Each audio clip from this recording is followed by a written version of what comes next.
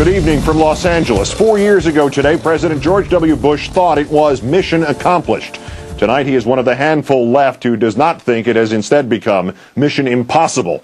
Our fifth story on the countdown, with 3,351 American troops killed, 25,090 more injured. Congress sent the president its first bill aimed at eventually ending that war in Iraq, and he has now vetoed that bill. The majority leader of the Senate and the Speaker of the House holding an unusual signing ceremony for the Iraq funding legislation, which would provide $124 billion.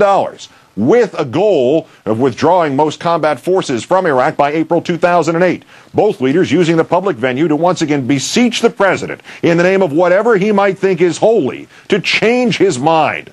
The call fell on deaf ears. The president nixed the bill within hours of receiving it, then asked network and cable networks to suspend programming so he could address the nation and explain himself.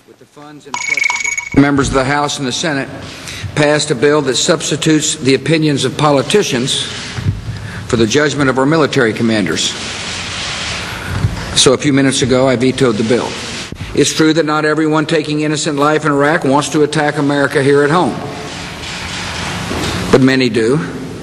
Many also belong to the same terrorist network that attacked us on September the 11th, 2001, and wants to attack us here at home again. It makes no sense to tell the enemy when you plan to start withdrawing. All the terrorists would have to do is mark their calendars and gather their strength and begin plotting how to overthrow the government and take control of the country of Iraq. And after that explanation, the Speaker of the House pointing out the hypocrisy of President Bush refusing to consider timelines to get out of Iraq. The President said in his comments that he did not believe in timelines, and he spoke out very forcefully against them. Yet, in 1999, on June 5th, then Governor Bush said about President Clinton, "I think it's important for the President to lay out a timetable as to how long they will be involved and when they would be withdrawn." Despite his past statements, President Bush refuses to apply the same standards to his own activities. And the president vetoed a war funding bill on the anniversary of mission accomplished in Iraq. Not quite the image the White House planned to portray on this symbolic day of May 1st. Instead, this was meant to be the scripted message. The commander-in-chief speaking this afternoon at the CENTCOM Coalition Village in Tampa in Florida, touting the perceived successes of coalition partners in fighting terrorism, equating the current conflict in Iraq with World War II and the Cold War, and seeking to buoy up the notion that a coalition of the willing helped invade Iraq, as though that image could somehow banish this picture of him in the flight suit 4 years ago today, declaring that major combat operations in Iraq were over, that the U.S. and its allies had prevailed, while the mission accomplished sign loomed ominously behind him. Of course, exactly what that mission is or was remains unclear. Saddam Hussein's regime is disarmed, the threat of WMD is gone, even Saddam is dead. Yet U.S. troops remain, still seeking to accomplish whatever this administration declares on any given day, whatever the mission happens to be. The mission is there to be a democratic Iraq where they have elections to elect their government. That's the mission, to help them achieve that. In fact, we are told that was always the mission. We are in Iraq today because our goal has always been more than the removal of a brutal dictator. It is to leave a free and democratic Iraq in its place. A free and democratic Iraq?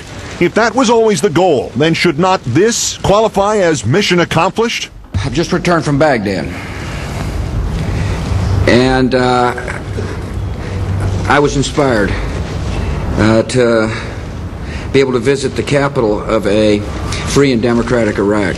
No, we are told the mission has always been more than eliminating WMDs, more than the removal of a brutal dictator, more than a free and democratic Iraq. Our goal is a democratic Iraq that upholds the rule of law, respects the rights of its people, provides them security, and is an ally in the war on terror. Al-Qaeda, after all, our government has assured us, was working with Iraq before 9/11, was at least in Iraq before 9/11, is definitely in Iraq now, has at least a sort of affiliated group in Iraq now, and will definitely set up shop in Iraq someday if ever the U.S. were to leave. But though the goals recede and shift, as in an incoming fog, one thing does not change. Like Don Quixote, or the victim of the law of diminishing returns, or a bad football team, we have always just moved ahead halfway to that goal line.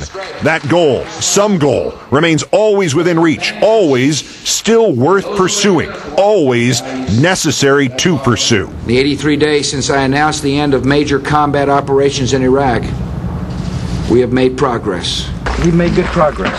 And we are making steadfast progress. We're making great progress. We're making progress. And we're making progress toward that goal. We're making progress. American and Iraqi forces have made substantial progress. We're making progress toward peace. Iraq has made incredible political progress. We have seen encouraging progress. We're seeing progress on the ground. I'm encouraged by the progress, and we're making progress. There's encouraging progress in Iraq. This is real progress. But I see progress. Initial signs of progress are encouraging. We're beginning to see some signs of progress. Progress, year after year, in almost mathematically precise increments, never quite enough to justify leaving, always just enough to justify staying. Because there is always another milestone to look forward to, a turning point beyond which victory might lie. We got him. The capture of Saddam Hussein, the interim government, the interim constitution, the permanent government, the permanent constitution, the Iraqi vote of January 2005, of October 2005, of December 2005, the Prime Minister of 2004 and 2005 and 2006. And when political milestones peter out, we are told to give the military plans another chance. The new ways forward, the surge of 2005, the surge of 2006, the surge of 2007. This one expected to bring us at least into 2008. If it comes to seem as though they want this war to last forever, consider how far-reaching were their goals when national optimism permitted our leaders to voice those goals out loud. As I stated in a speech in the lead-up to the war, a liberated Iraq could show the power of freedom to transform the Middle East. And yet, 4 years later, continued reliance on military power undercuts his own argument that freedom has the power to transform that region. 4 years later, continued reliance on deceit at home to enable the stated mission of nurturing democracy abroad demonstrates that it will forever remain beyond the reach of a man who does not understand freedom ever to claim that the mission of freedom has been accomplished.